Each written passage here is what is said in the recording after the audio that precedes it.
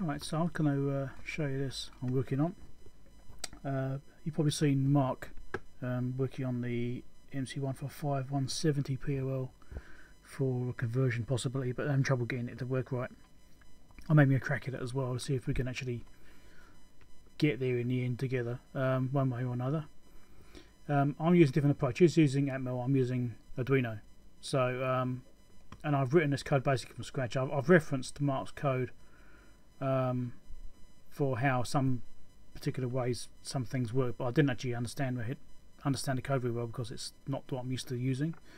So basically I've just got an idea of the function it was trying to achieve, and then I've just rewritten it. So this is my Arduino code here. I'm not the best coder in the world, but it works. You know, I'm sure there's more concise ways of doing this, but I do it in a way which I can read. I've got some other stuff in here which isn't actually being used right now, such as the serial display and stuff like that. So I've chucked the code in here as part of the testing. I may need it later. They're basically not being used, right? So you got the some notes here about the bits, what they're actually used for, the actual lengths of the registers, so you know how many you've got to toggle by. I've got adjustable pulse time here. I've got this quite long right now. I'm not sure what will work well. I'll have to see and try different pulse lengths and see how short we can go.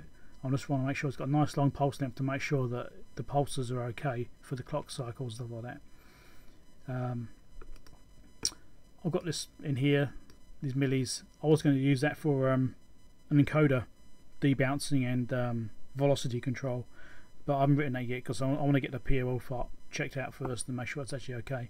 But I have to write something for the encoder side of things. Having never used an encoder, it's going to be interesting. I know how they work, but I've never actually used one, so it's a bit tricky writing that. I'm sure there's stuff out there ready for it, but I haven't found anything suitable yet. So these are the various pinouts. Chip enable, clock, MISO, MOSI. I'm not using MISO. I'm only using MOSI. Switch up and down. That would be for the up and down stepping of the encodes. That will also be used by an encoder as well. It's a minor change. Again, LCD stuff which I'm not using right now. Software serial, because I'm using the serial display on the computer just to look what's going on. This is some LCD stuff defaulting and tweaks I use for the LCD display. Ignore the LCD stuff again. Down to here. Here we go. Right, this is where it starts getting more useful. I haven't renamed this. That should be CE. Oh no, I didn't pick that up. That's interesting. I should have noticed that was missing. Why didn't it find that? That's strange. Right, so I should have found it completely. Actually, why didn't it notice that? I should have given an error for SS being there. Anyway, so I've got CE pen needs to be. That can't be right. Surely you can't set the output before you actually. Hold on, what have I done here? SS. You can't set an output before you define what it is. That's probably why it's not giving an error. Cut that out of there, just to get down here. No, that didn't show up before. Anyway, it wasn't compiling fine. So clock enable pin, output. Sorry, chip enable, clock pin. I've got the MISO in here, but it's not being used. MOSI switch inputs, obviously, and then it starts off by setting that chip enable high. Initiates PLL. So the PLL's got an initiation built into it anyway, but you can't rely on it if it's not powered exactly right. So it's best to do a reset on the chip when you first start up. So that's what this is doing. Then it's setting the configuration file, well, setting the configuration options on the chip. Then it's setting the R register. Then it's setting the in register. Right. So the R register, I'm shoving 2048 into that.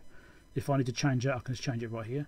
And setting the in register is with the encode value, which I've got defaulted up here somewhere. I've got it set as 55 as a starting point. So I've gone too far. Here we go. Right, so the in at PLL it drives that pin high, chip enable high, has to start off high, does a bunch of pulses, has to do at least 4 pulses in order to begin the reset sequence. I've got it doing 6 pulses just to be sure. It doesn't matter how many there are, it just has to be at least 4. So this is doing the clock pulses high, the pulse time, which I've got that set at 150 milliseconds right now, or microseconds rather, and then low again. Alright, then it does chip enable low. Again, it's got a delay, and then it does 5 pulses and sends 5 data bits. This is the bit I'm not quite sure about yet. I might have to tweak it. I think it will be okay though. Oh, I missed one actually. This is wrong. I need to just quickly change this. If I do it right, yeah, be helpful. I did a tweak to the code earlier. I realised I had one of my sequences slightly out. I was out by 1 bit. So I'll fix that now. So it's sending the data of 8. So we need to send a value of 8 for the initiation. So it's the effective binary value, which is the required bit to trigger the reset. So it does 5 pulses, and in those 5 pulses sends the value of 8 within those pulses. I'm not actually tracking this. I probably could do actually. I'll put a bit of code in to track that. But what I've actually done, because this bit read by default does what it's effectively doing, because it's toggling MSB through the LSB through this steps on the clock. So it starts, because this is programmed by most significant bit first through the least significant bit. So what's happening is it's going, starts at the highest bit and it goes down to the lowest bit, and the bit read function here was based off of a clock cycle. So it was based off of, well, from I, which meant it was actually working backwards. It's doing least significant bit first, which is incorrect. So what I've done is I've got a little mass function here just to reverse that, so it effectively runs most significant bit first. So that should work. Basically gets the value of that counter. I could actually change this. I could actually make that, yeah, let's do this. J, there you go. Alright. I've done that in the other sections already, so I'll just miss this one. So I'll do those 5 cycles, and it gets value of 5 minus 1, so it becomes 4 minus I, which is the cycle number. So it starts off reversed in order to send the correct data in the correct sequence. Set configuration. This is the configuration options, as I've just noted here.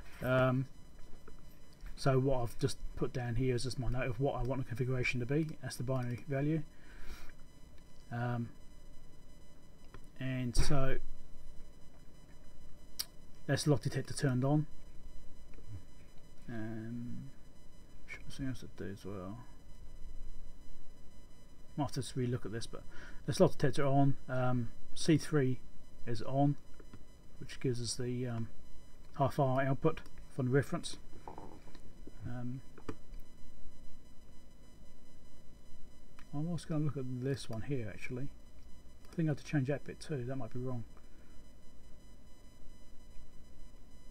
I was going to use phase detector A, not phase detector B. I wasn't quite sure about that, so if I do, I'll have to add that bit there on, which is not a big deal. What's that? Be 64 more. So if I did change that phase detector around, that's not a big deal. Okay, then I've got what I've got here. I've got I'm doing a serial printout to the computer, so it's a bit messy with that code shoved in there, but it means I can see what the Arduino is trying to send out at least. Just for bug testing, really. That won't need to be there when it's actually completed. I could just comment those lines out, I suppose. So this is the data it's sending, and then this is doing that same thing as did before in the reset cycle. And sending it to the serial as well, so I can see what the actual output is. Same for the R register. This is having data sent to this function, so that will just pass that through and send it out to the pins and through the serial. And the same for the N register, so this is again having it sent to it. And then there's the loop down the bottom there. So I'm just checking that, make sure that the values are okay. So this is just checking for the pen functions. And it's not above the maximum encode. So I've got a range set in there, so it'll only go so high and so low. It can't go below 40 because it doesn't work below that. So I've got that as a minimum. Maximum I've got set at 400 just for testing sake. But it can go up to like 65,000 and something. So this keeps it under control. Alright, so that's the loop. And I've got a little debounce delay in here as well. I don't know what these will need to be yet. I do intend to use this with a rotary encoder, but I don't have any here yet. So I'm having to bodge it with buttons and stuff. So for now, it's just this will do as a testing ground.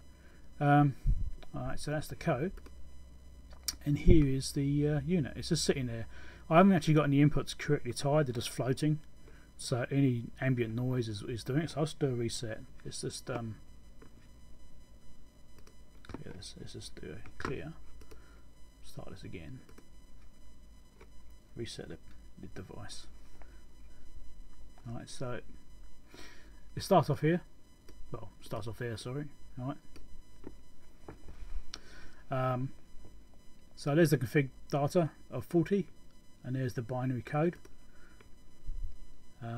So this is just tapped into the output of the actual functions, as I pointed out. So that's the config function here. So like I said, it's doing a serial print of that bit data, same data sending out to that pin. So this is mirroring what the output is doing.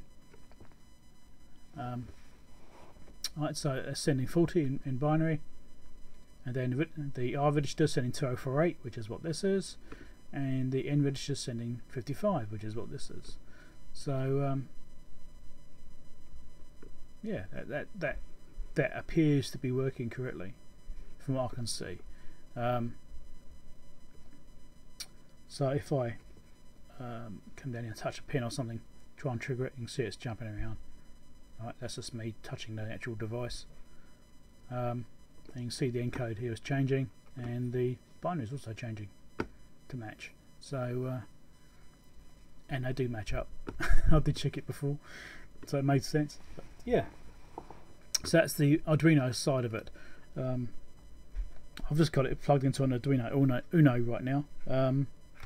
Well, Featronics 11 is the actual board I'm using, but it's the same thing. So now what I've actually got to do is construct the PLL side of it, and I don't have a proper board to put the PLL onto, unfortunately. I don't have the correct pinouts. So I'm going to have to bodge that a little bit and just do a test board, and I'll do a bit more video when I come to that section. So this is the Arduino part for now.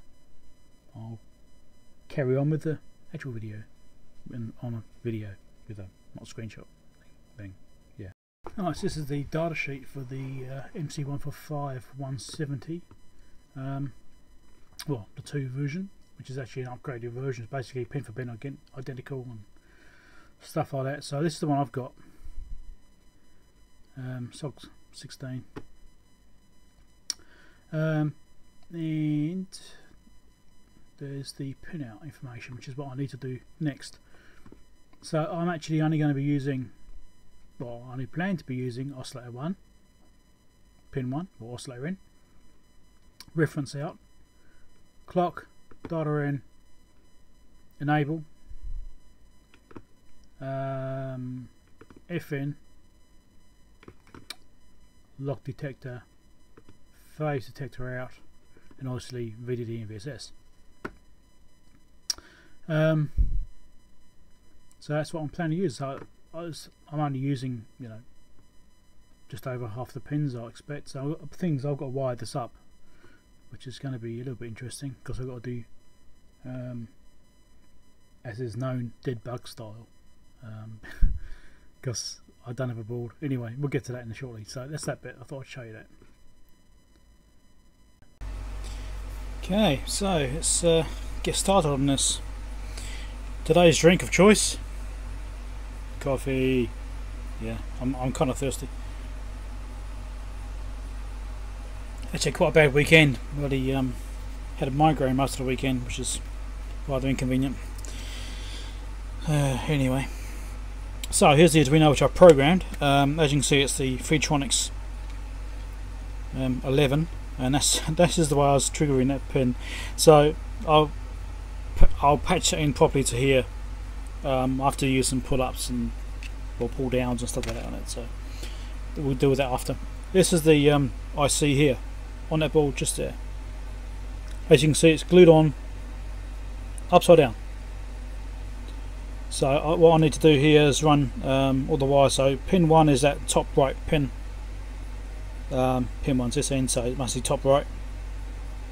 So it's going to run some little wires across all the pins I need, based on, as you would have seen just now on my screenshot of the data sheet, which is this. So I'll just mark which pins I need on here. So I need 10 pins. I think it was 1, 2, 3, 4, 5, 6, 7, 8, 9, 10. Light detector is not so important, not for testing at least, but I think I probably will just hook it up. So yeah, I've got some rubbish. I've had this wire for 25 years. I think how much I've used. It's not a great wire, you see. So right, so let's cut this up, and I shall probably end up not boring you with this. In fact, I actually done stripped a bit of the end off, twice as much as I thought I needed, and then cut it and then slit it along, so I've got a little bit each end. I need to get tweezers. There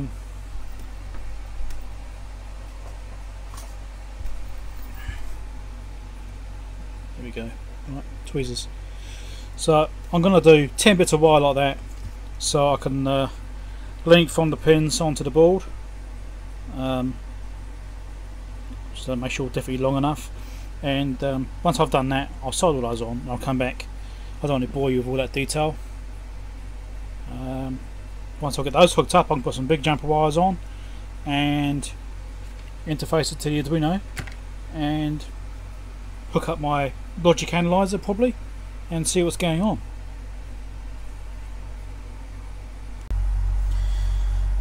So here's the screen here. So I've done a reset on it. So this is the full boot up sequence. That first section there is the reset. That second section there is the configuration register. Third section is the reference register, and the fourth section is the encode register. And as you can see here, so it's got 8 for reset, 40 for configuration, 2048 for reference, and 55 is encode. I'm playing around with timings. I'm guessing this can go a lot faster than this, but I don't actually know how the PLL is behaving yet. So you can see there's the actual. I can zoom into this bit here, right?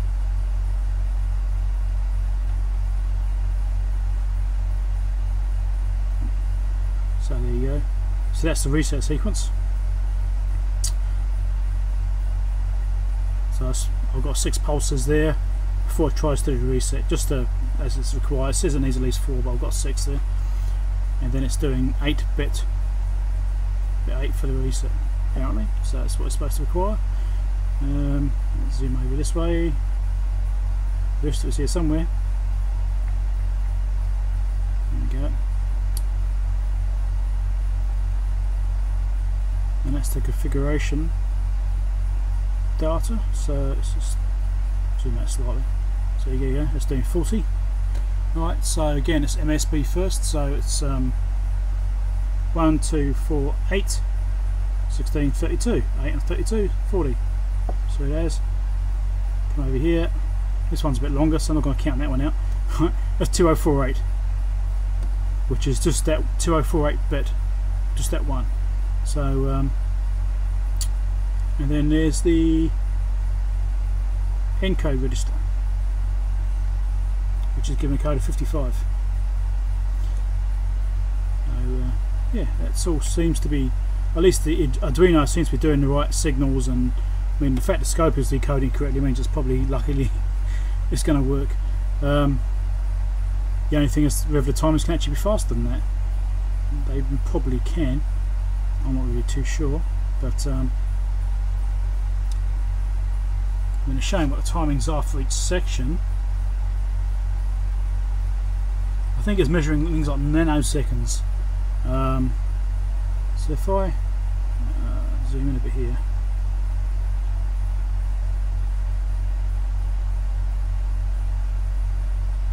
when it reckons it takes 884 microseconds to do that sequence.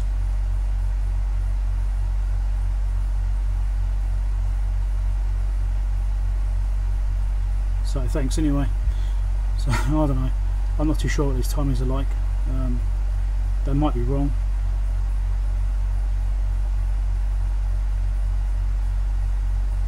And these are in milliseconds, but it can have like really slow timings on the PLL, so I'd rather go slower than faster.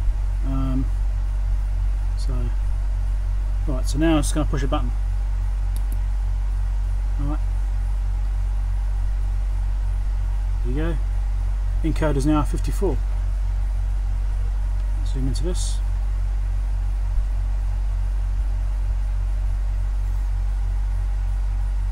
Do it again. It's got a bit of a slow delay for that updating, but there you go, 53 now. Oh, looks like I didn't trigger right there. Yeah, scope missed it. Put a bit of bounce. Now 51, so on. We'll go the other way.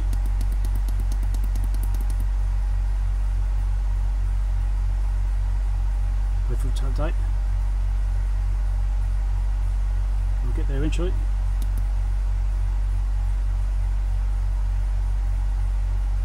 Now 64, so the actual serial part seems to be working at least. The PLL is obviously hooked up, but I don't know yet whether it's working. So the next test is to try it. Let's move this over here. Glare on here. So this has got a wave generator built into it. So 1.4 volt. So let's do 10 megahertz output. 10.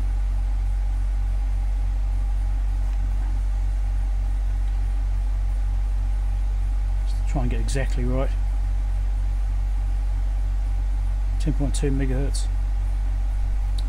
Alright.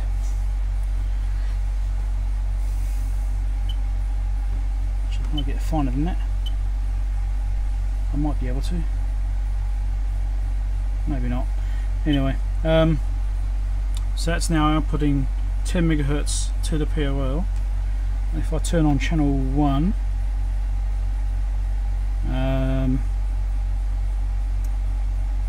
where the hell it is? Where's channel 1?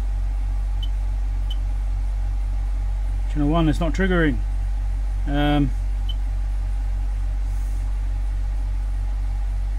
hoping to see a half-hour signal on there. It's not looking like it, is it?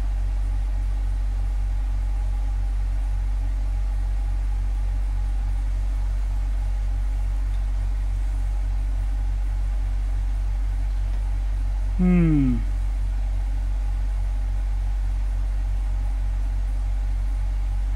wonder if I need to change something here.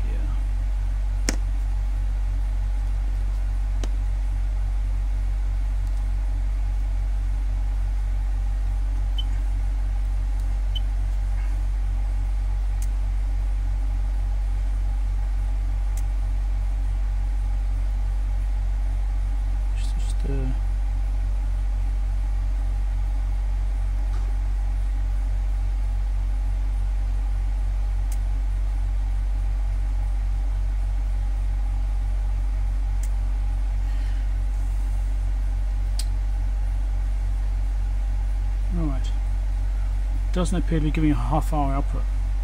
So I'm going to have to play around with that some more and see what's actually going on here. Let me just hook the other scope probe up to the other one.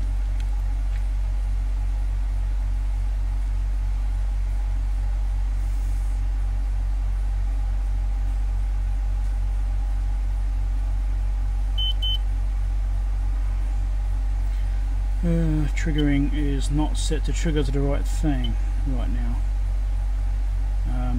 I know the serial's working, so I'm going to turn it off now.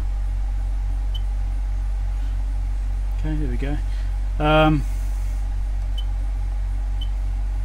So there's the 10.24 megahertz, well 10.2 megahertz frequency coming in. So I should be able to see that on the output.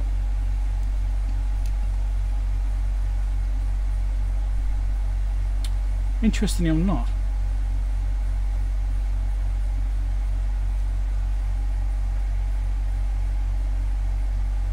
That's interesting.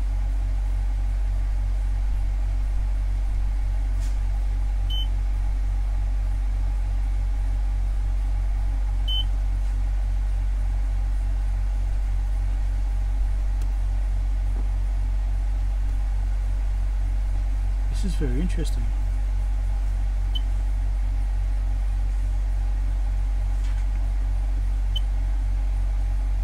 Yeah, it's all fine. Yes, no half-hour output, which is something I was expecting from that configuration data. So maybe an issue with that. I need to go and check that.